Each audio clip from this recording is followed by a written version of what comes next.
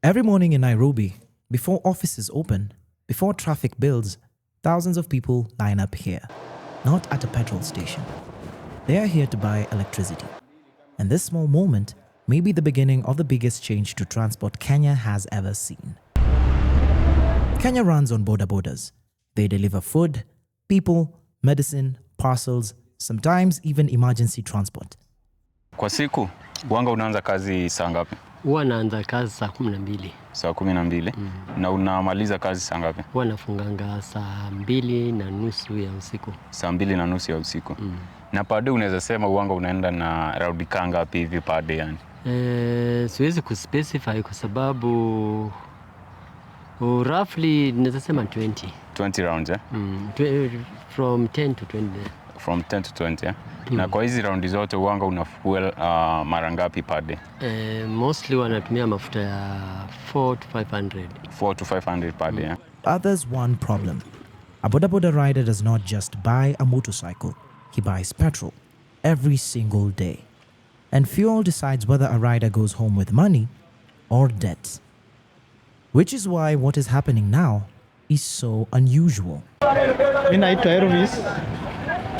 Mimi naendeshanga hii bodaboda ya stima. Yeah. So, na experience yako na hii bodaboda imekuwa aje? Iko tu sawa. Iko tu sawa. Ukilinganisha hii na hiyo ya mafuta. Yeah. Mimi naweza chagua hii. Naendeshanga siku mzima. Siku mzima? Bila kwenda kuswapu tena. Na iko na watts ngapi hivi? Ni so. No engine vibration, no exhaust, no gears. And that's when I realized this is not just a different motorcycle. The battery goes here. Then we have this. On the other bike, this used to be where they used to put like the fuel. But now it's just like an empty compartment where you can put your stuff. And also I can see like, the port where you can charge your phone. Then of course we have the accelerator here. This doesn't work. Then we have now the dashboard. This is the dashboard. Nini kaa kilo ngapi? 50.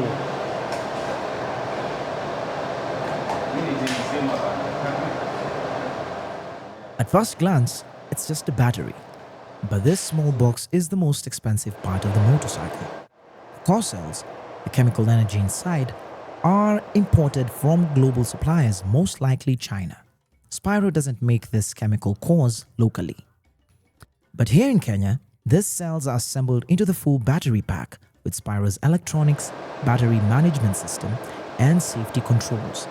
That means the brains of the battery, the part that keeps it safe, powerful, and connected, are built on the continent. And when a rider swaps their battery, they're not just borrowing energy, they're entering Spyro's system, one that Spyro controls completely. And this is why riders don't own the most important part of their bike. The battery isn't theirs, but it powers their livelihood. And it powers one of the most intriguing business models in Africa right now. Kaa hivi yenye nimeona umechange battery. Kaa saa ita last for how long? Mimi kama mfanyakazi wa boda inaweza niserve siku nzima. Ina takes 24 hours. Siku nzima. Yeah. Na kaa saa utapiga raundi ngapi ama kilomita ngapi hivi na? Spyro hii battery ikiwa full naweza piga over 200 km. Over 200 kilometers. Yeah. So kitu kingine nimenote nimekuja kuswap yani.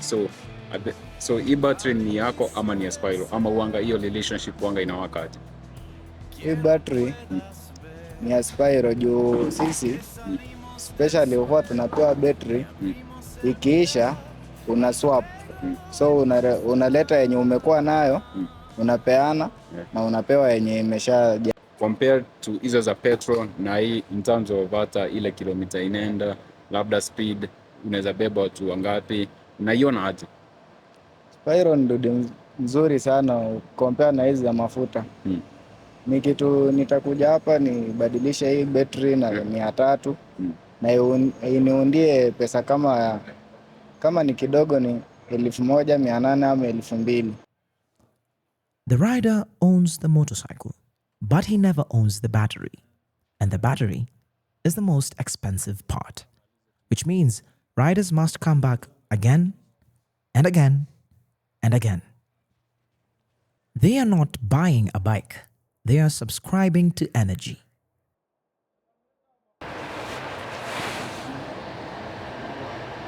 Ride-hailing giants like Uber and Bolt aren't standing still. They're experimenting with electric fleets, integrating EV bookings, and even exploring battery swap or charging networks of their own. If they scale this across Nairobi and other cities, they could directly compete with Spiro's bikes and Basigo's buses, not just in transport, but in payments, rider data, and fleet management. Safaricom already dominates mobile payments in Kenya. Any company that integrates transport, payment, and loyalty systems faces the giant question: what happens if Safaricom decides to deploy their own mobility platform? With their mobile money network, massive reach, and appetite for digital solutions, Safaricom could challenge any EV or pay-as-you-go transport system, quickly connecting riders and energy payments in one ecosystem. And don't forget the incumbents, petrol stations. They have the existing infrastructure, cash flow, and influence.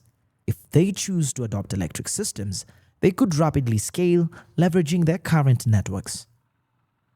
The race isn't just about who has the best technology. It's about scale, payments, data, and who can move fastest. Spiro and Basigo have a head start, but the competition is just warming up. The company behind this, not Kenyan, headquartered in Dubai, operating across multiple African countries, and they are deploying thousands of electric motorcycles and hundreds of swap stations across the continent. But here's why investors are funding it. Kuna hapo wako nayo wanaweka pesa, so sisi tunachukua pesa kutoka kwa hiyo wallet. Kutoka kwa hiyo wallet. So hata wewe uko na hiyo app? Niko na hiyo app. Every rider becomes a recurring customer. Spiro is not competing with motorcycle companies, it is competing with petrol stations. They're building a new kind of fuel network powered by Kenya's electricity grid. In other words, they're turning transport into a subscription service. Africa has millions of motorcycle taxis. Most riders have no access to bank loans, but they can pay daily. So Spiro combines three businesses: financing, transport, and electricity. And in the process, they gain something extremely valuable: data. How people move, where they move, and how often they work.